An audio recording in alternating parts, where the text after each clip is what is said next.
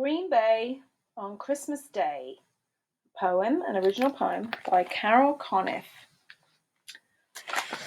Okay, so for my 50th birthday, my husband asked me what I would like to do. And I said, if there's any way I could go to see a Green Bay Packers game at Lambeau Field, that would be really awesome. It just so happened that in our neighbourhood, we met somebody who became a friend who was a season ticket holder and offered us tickets for Green Bay versus Chicago on Christmas Day in the year 2011. So this is my poem that I wrote to Mike McCarthy to tell him how excited I was to come to Green Bay and watch them and maybe get a chance to meet them, but as you'll see, that didn't happen. But anyway, I'm going to read Green Bay on Christmas Day. Dear Mike McCarthy, I'm so excited to say that my husband David and I have tickets for Christmas Day.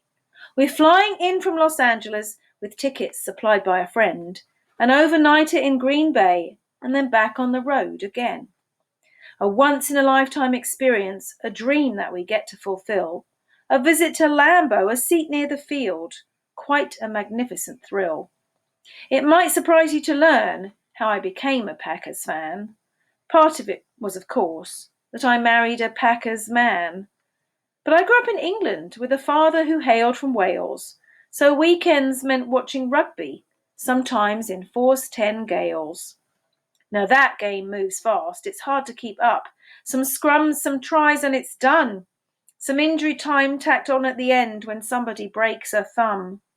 No helmets, no pads, a mouthguard or two, and off into battle they went. And when it's all over, they've lost a few teeth and leave the field totally spent.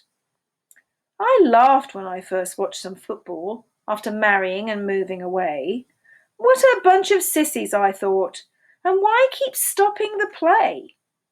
I used to like to watch Jeopardy and hated that on Monday night it got usurped by football, and it made me extremely uptight. So then I started to watch it to see what the fuss was about, and almost before I knew it, I was hooked, line and sinker, like trout. I now watch football most weekends. My poor husband is completely resigned to the fact that I scream at the telly, and it seems like I'm losing my mind. I get just a little frustrated when a penalty marker is thrown and there was no real infraction and a touchdown then is blown. Sometimes it's pass interference and sometimes they don't call it at all, and the wrong receiver or defence ends up getting the ball. But you don't need me to talk about that. You deal with it every game. And sometimes it goes in your favour and sometimes must drive you insane. But I love to watch the players. Their passion is clear in their eyes. They suit up, march out to the field, and their hearts are on today's prize. Last night our guys played the Giants, a nail-biter to say the least. And that interception by Matthews was just part of the viewing feast. I had to put down my knitting for the final clicks of the game, my heart in my mouth as the ball found its mark, and Packers fans remain sane.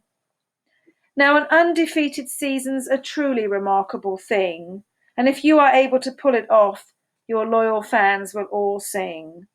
But no matter what the outcome, when the final whistle is blown, your Packers team of 2011 is a pleasure to have known. So here's looking forward to Christmas, to a day that starts in LA, that began 27 years ago when I moved to the USA. Sometime on a plane, sometime in a car, and hopefully no blizzard in sight, because we have a date with the Packers at 7 on Christmas night. My scarves will be finished, warm coats have been sought, the tickets are safe and sealed, and I can't believe that David and I will be sitting at Lambeau Field.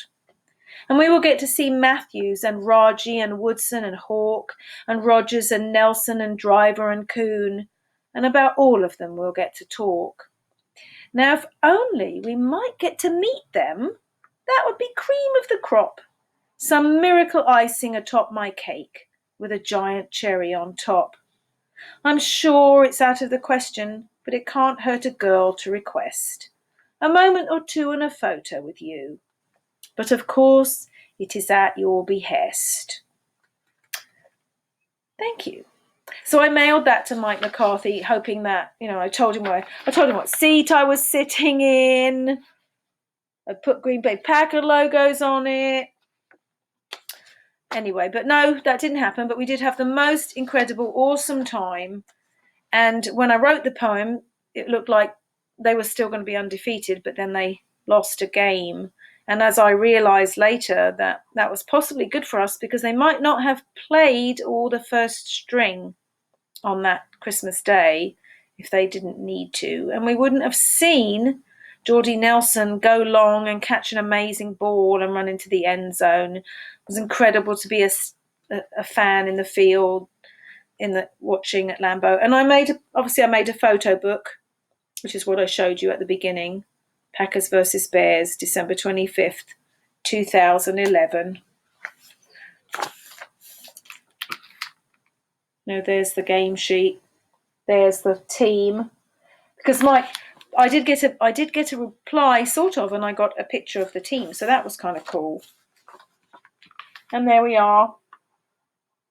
There we are in our silly hats with our scarves on. Let's see if there's anything else interesting to share. Oh, obviously, we went to the shop and bought lots of stuff. That was exciting. And obviously a photo with the trophies. It's fun to be a Packers fan, and I'm really enjoy being a fan. And hopefully the season will happen this year. Take it where it goes.